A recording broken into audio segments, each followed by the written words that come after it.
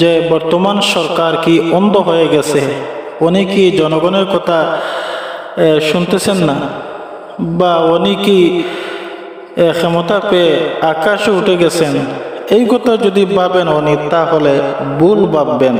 Doctor আসসালামু আলাইকুম ওয়া রাহমাতুল্লাহ। প্রিয় দেশবাসী, আশা করি আল্লাহর রহমতে সবাই ভালো আছেন, আলহামদুলিল্লাহ।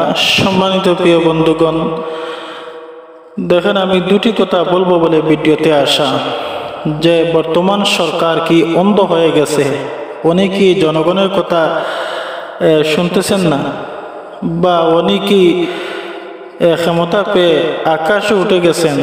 এই কথা যদি ভাবেন উনি, তাহলে ভুল ভাববেন।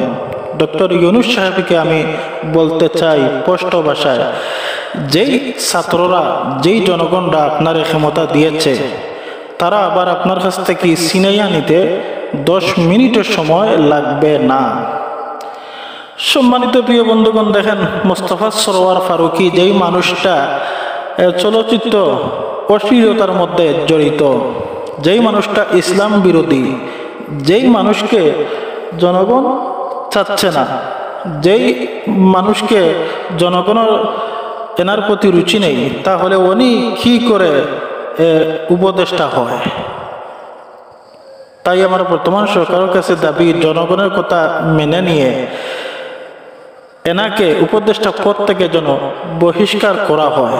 দেখেন, সেই বিষয়ে জামাত ইসলামের আমিরও কথা বলেছেন, হেফাজত নেতা আল্লামা মামুনুল হক কথা বলেছেন, বা অনেক রাজনৈতিক দলের নেতারা পর্যন্ত মোস্তফা সরোয়ার ফারুকীর বিরুদ্ধে কথা বলেছেন।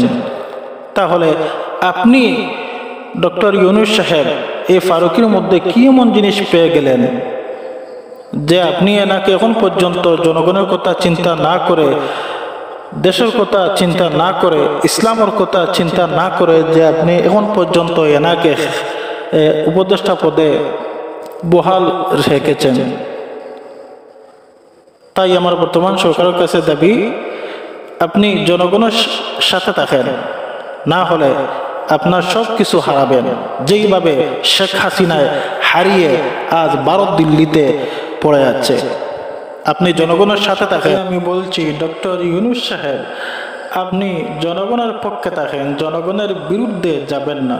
যদি জনগণের বিরুদ্ধে যান, যদি জনগণে ডিঙ্গাইয়া যদি আপনি কোনো কাজ করেন, তাহলে আপনার বিপদ আপনি নিজেই ডেকে আনবেন। যাই হোক, আমার ভিডিওর সাথে থাকার জন্য ধন্যবাদ। আমার কথাটি, আমার এই প্রতিবাদটি যদি ভালো লাগে, তাহলে সবাই ছড়িয়ে দিবেন, আমার সাথে থাকবেন, চ্যানেলের পাশে থাকবেন। আসসালামু আলাইকুম রহমতুল্লাহ।